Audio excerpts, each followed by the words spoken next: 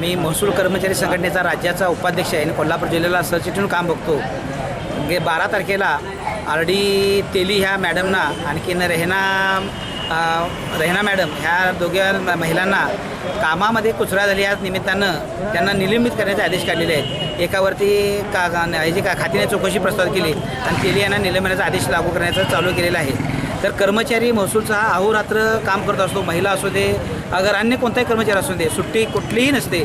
कामाच्या म्हणजे शासकीय वेळेनुसार सुद्धा जादा ते काम करतात. असं असतानासुद्धा इतर महसुलेतर काम जादा करत असतानासुद्धा ते निलंबनाची कारवाई करायला लागलेत. ते अत्यंत चुकीच्या पद्धतीने आहे. त्याचा पडसाद संपूर्ण कर्मचाऱ्यावर उमटणार आहे. जर समजा एखादा कर्मचारी काम चुकार करत असेल तर आम्ही बिलकुलही समर्थन करणार नाही. मात्र अशी कारवाई करण्यापूर्वी जर काय आपल्या कर्मचाऱ्यांवर जर काय मानसिकता जर बदलली किंवा त्रास झाला तर त्याचा परिणाम निश्चित कामावर होतो. अनेक कर्मचारी ह्याच्यावरती दगावलेले आहेत आणि ह्याचेसुद्धा पडसाद आता तालुक्यामध्ये उमटायला लागलेले आहेत. प्रत्येक कर्मचारी महसूलचा हा सुरक्षित नाही. त्याला आता भीती आहे की नोकरी लागलो हे चांगल्या प्रकारे लागलो, मात्र नोकरी टिकवणं हे अत्यंत वाईट प्रकारे आहे. तर हे तेली मॅडम आणि ह्या रेहना मॅडमच्यावरती जे काही कारवाई झालेली आहे याची कारवाई त्यांनी रद्द करावी अशी आमची त्यांना कळवायची विनंती आहे.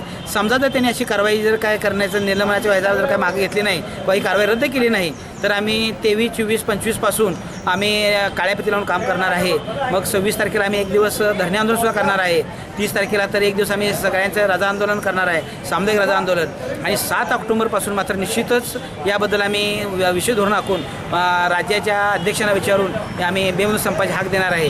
या संदर्भात आम्ही सर्व जिल्ह्याच्या तालुका अध्यक्ष आणि जिल्ह्याचे प्रमुख उपाध्यक्ष, विभागीय अध्यक्ष, राज्याचे अध्यक्ष यांच्याशी आम्ही संपर्क साधून आहे. त्यांना ते सांगितलेलं आहे की बाबा अशा घटना कोल्हापूर घडतात.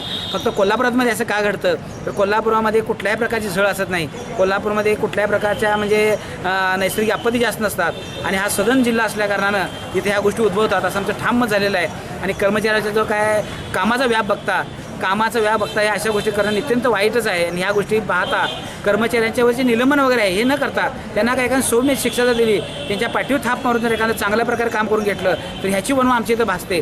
अधिकारीसुद्धा काय करतात, कामाबद्दल काही कर्मचाऱ्यांना जवळ करतात, ही सुद्धा बाब चुकीची आहे. आणि त्याचासुद्धा परिणाम असा घडू आहे तो रद्द व्हावा. आणि तुमची जी काही काम करण्याची पद्धत आहे याबद्दल आम्हाला प्रशिक्षण द्या, तुम्ही सांगा आणि आमच्या पाठीवरती थाप मारून आमच्याकडे जास्त प्रकारे काम करून घ्या.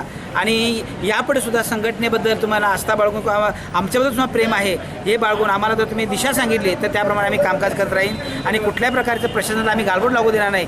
जास्तीत जास्त प्रकारे आम्ही कामकाज करत राहणार आहे एवढी आम्ही भूमिका घेतलेली आहे.